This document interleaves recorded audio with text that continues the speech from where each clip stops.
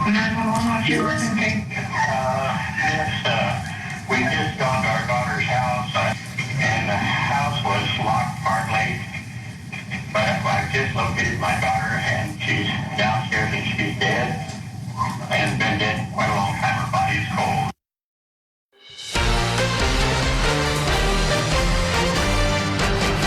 In Kansas, starting tomorrow, we will be bringing you the case against Dana Chandler.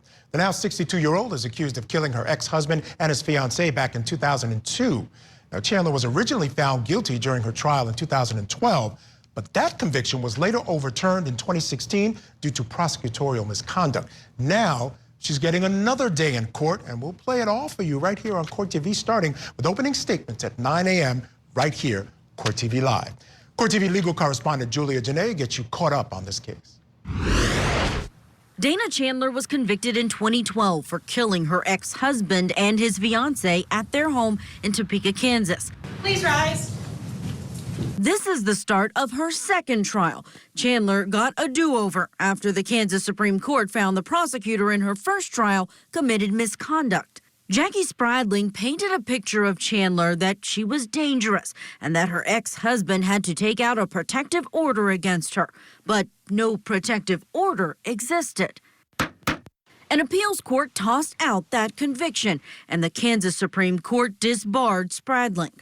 911, what's your emergency? I just located my daughter, and she's downstairs, and she's dead. In the second case, prosecutor Charles Kitt is honing in on the tumultuous relationship between Chandler and her ex-husband, Mike Sisco.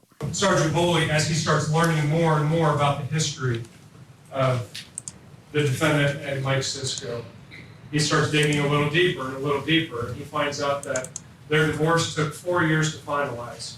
Very acrimonious divorce. You'll hear that the defendant, throughout the divorce and up until the times of the murders, would call Mike. And then when he started dating, would call Karen repeatedly, rapidly, random times of the day. The defendant would show up at their houses. You'll hear about a conversation where the defendant showed up in May of 2002, well after their 4-year divorce had been finalized and they'd been separated for years, telling Mike that she wanted to get back together with him. But the prosecutor admits there isn't much forensic evidence in this decades-old case. Law enforcement made efforts in this case. They tried to collect DNA, they tried to collect fingerprints, they tried to collect hair. The state's not going to spend a lot of time on that case. But the defense will hammer home that the state does not have much evidence linking Chandler to the crime scene. And her attorney, Tom Beth, he claims Chandler has an alibi. She was in Colorado, nowhere near Kansas at the time of the murders. 20 years of investigation. 20 years of investigation, reviewing cell phone records, banking records, credit card documents, looking at her cell phone activity, looking at her banking activity, talking to friends, co-workers, family, all that information. In addition, looking for fingerprints, for hair, for fiber, for DNA, examining shell casings, looking for any evidence whatsoever to connect Dana to that crime scene for 20 years has not put her any closer to Topeka, Kansas than 20 years ago when she was in Colorado. There's no evidence that she was in the Harkness residence, no evidence she was in Topeka, there's no evidence she was in the state of Kansas. Science is not going to solve this case. This case is not based on DNA. This case is not based on hair. This case is not based on fingerprints. This case is based on jealousy, rage, and obsession.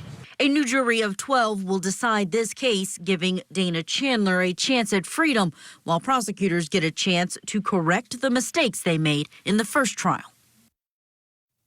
All right, still with me, criminal defense attorneys Jack Rice and Josh Schiffer. Jack, I'll start with you. I think the key there was what Julia Janae said at the end. They have a chance now, prosecutors do, to correct any mistakes they made. Third time should be a charm, don't you think? I don't know about that, Mike. We're talking about 20 years, and you're right. 20 years, let's see.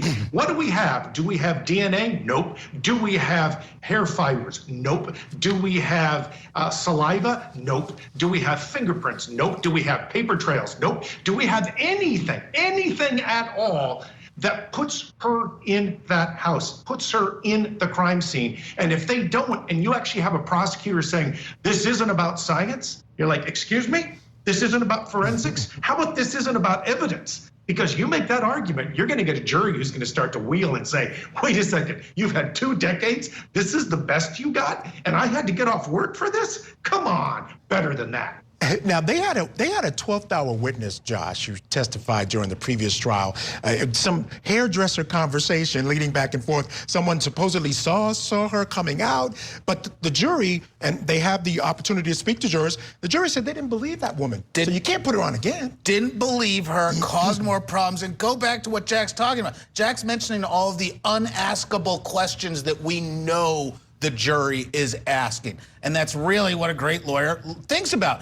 Unaskable questions. We can't go to a witness or a jury and be like, all right, come on, you know, it's been 20 years and you know about. No, you've got to create a conversation where the jury's going to ask them of themselves in the room with each other. You can't be explicit about it. And the way that Jack puts it and the way that I think that a good defense will, those jurors are just not going to be able to approve another conviction with 20 years and all the shenanigans that have gone through, which really is the right lesson. We need to teach prosecutors that in their zeal and lust for justice, don't step over the line, don't fly too close to the sun. You gonna get burnt. Again, now interviews with jurors, that's a nice little thing to have when you look back, right? So the jurors said they believed the motive because she was stalking the guy after they had gotten a divorce. He started dating this other girl. She'd even broke into his house one time, but they didn't believe that they proved intent. They felt that the theory based on rage and jealousy, they weren't able to take the leap that rage and jealousy, Jack, would lead to this act. So as a prosecutor, how do you correct that? Ooh, that's really the hard piece for them because they don't have what they really want in this case. And in fact, this is what the defense is going to use. I mean, imagine saying this during closings to this jury. When you go into deliberations, what do you wish you had? Not just theory, what do you wish you had in terms of evidence that would lock this thing down?